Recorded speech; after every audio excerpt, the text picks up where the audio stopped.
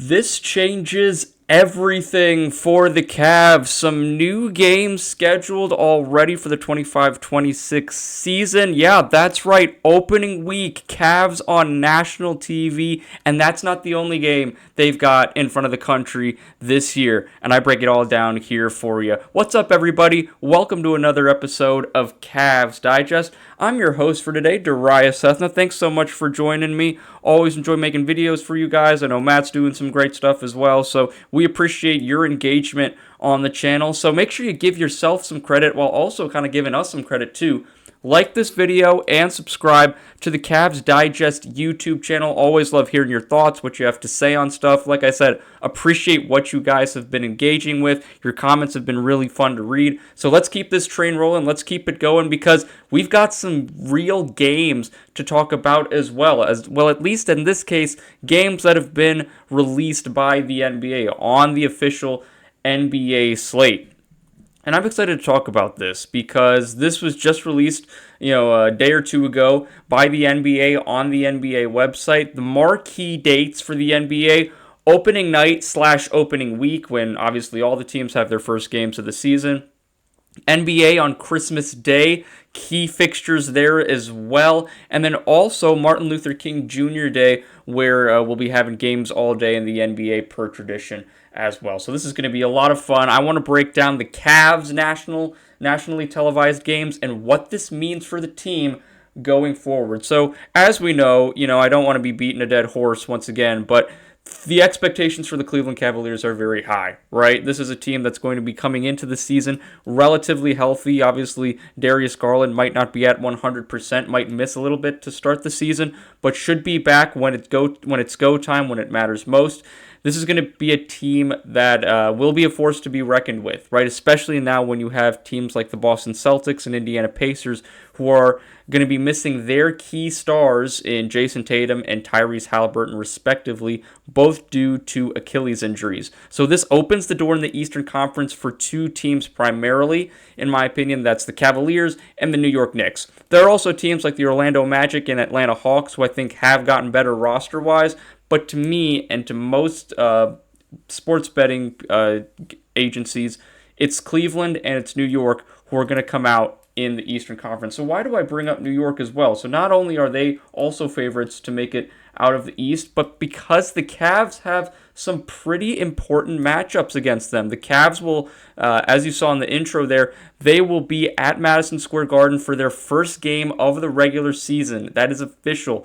It will be a 7 o'clock Eastern time tip-off at Madison Square Garden on ESPN. So right out of the gate, the Cavs get a nationally televised game. Donovan Mitchell going back to his hometown. It's going to be big. Karl-Anthony Towns, Jalen Brunson, hopefully will be healthy, ready to go for that game. What a fun way to kick off the NBA on ESPN. At the Garden, Cavs in town, Knicks coming off an Eastern Conference Finals appearance, new head coach in Mike Brown, who is a former coach of the Cavs. You got some ties in there as well.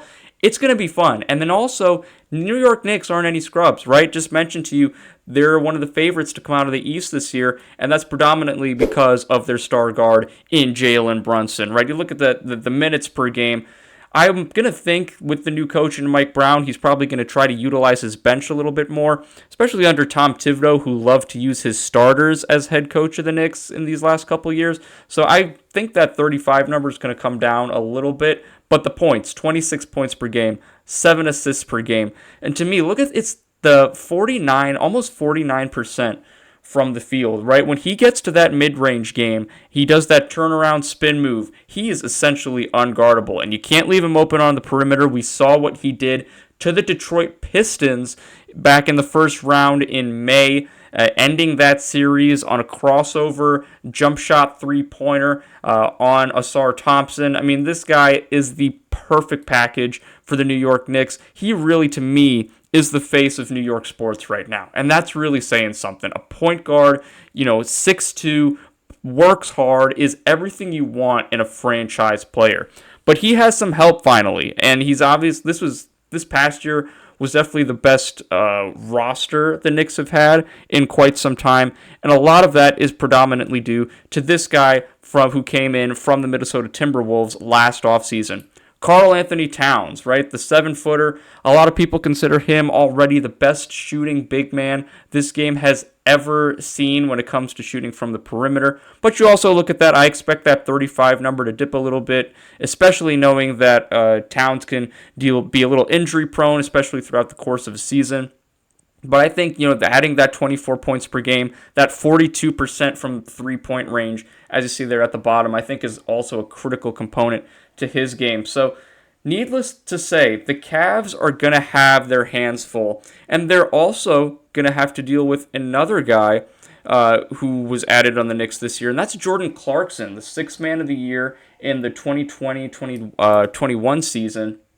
Last season in 37 games for the Jazz, he only played in 37 games because of a plantar fasciitis injury in his left foot. But he still averaged 16 points per game, 41% from the field, and 36% from three. So that was, normal year for Jordan Clarkson, but he really is that glue guy off the bench. One of the best sixth men in the NBA for quite some time now. As you may have remembered, pre-COVID when he was on the Cavs and they were still rebuilding, he was one of the top scorers on the team, one of the most consistent scorers every single night. So it'll be interesting to see what he can contribute to this Knicks team, especially if that's been one of the big criticisms of the Knicks is that they're way too top heavy. They only play their starters. They don't really have any depth off the bench.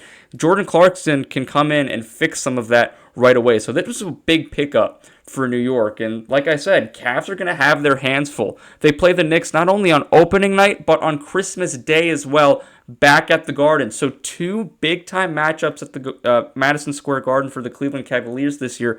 That just shows you the NBA believes in the Cavs. They want the national audience to watch Cleveland because they believe Cleveland is one of those teams who will be competing for the Larry O'Brien Trophy come May and June.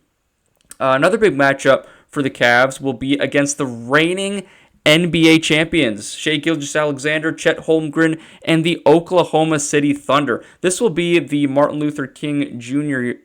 Day game.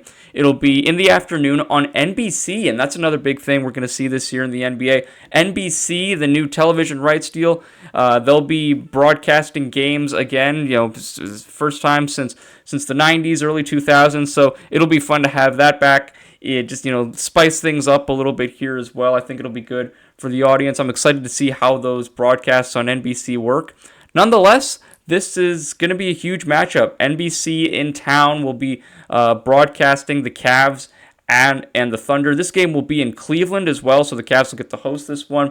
Remember, last year, Cavs and Thunder played in Cleveland. That game was on ESPN, and that was one of the marquee games of the year. Not only for the pregame and what people were expecting, but the actual game itself, one of the best games in the regular season we saw all year long. So that should hopefully be fun in front of a national TV audience on MLK Day. And then the final game I wanted to bring up is against an old friend in JB Bickerstaff and the Detroit Pistons. As you know, Bickerstaff, former head coach of the Cavs before Kenny Atkinson came in. This game will be on the road, and this is going to be the first ever game to be exclusively on Peacock, the streaming service. So this will be in October 27th.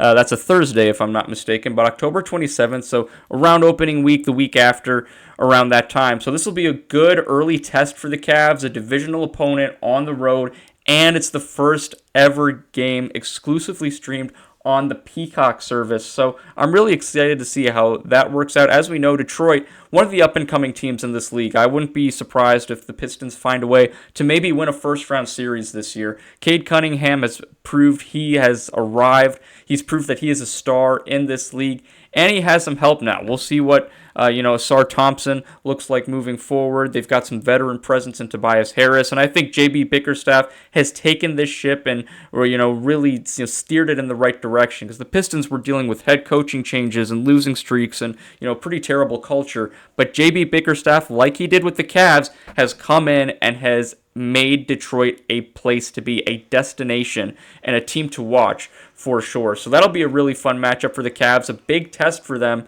So at the end of the day, what this means for people like Kenny Atkinson and Donovan Mitchell is that the pressure is on teams are recognizing that you are elite. Or the NBA is recognizing that they believe that you will be competing for that Larry O'Brien trophy. There is no excuse, ultimately. The NBA is putting you in front of a national audience on marquee games, too. It's not just, like a regular Friday night in February or something. It's opening, the first ever game on ESPN this year is going to be with the Cavs.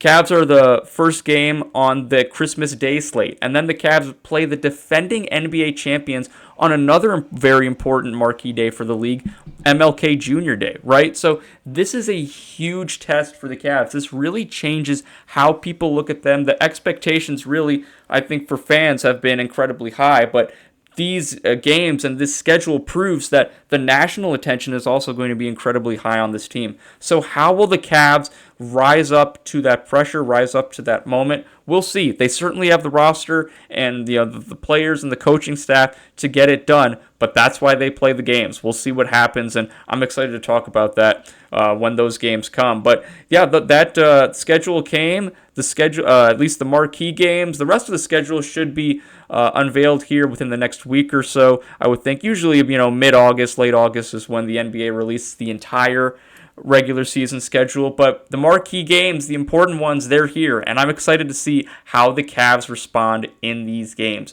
But what are your thoughts on the Cavs schedule? Do they deserve to be in the national spotlight as much as they are? What are your thoughts on their opponents? The Knicks, they're retooled, they're revamped, new coach. How can the Cavs challenge them? The Pistons, the Thunder, where do the Cavs stack to you and against kind of those marquee teams in the NBA as well? I want to hear what you have to say. So make sure you like this video and subscribe to that Cavs Digest YouTube channel. I'll see you soon for another video. Thanks so much, everybody, and take care.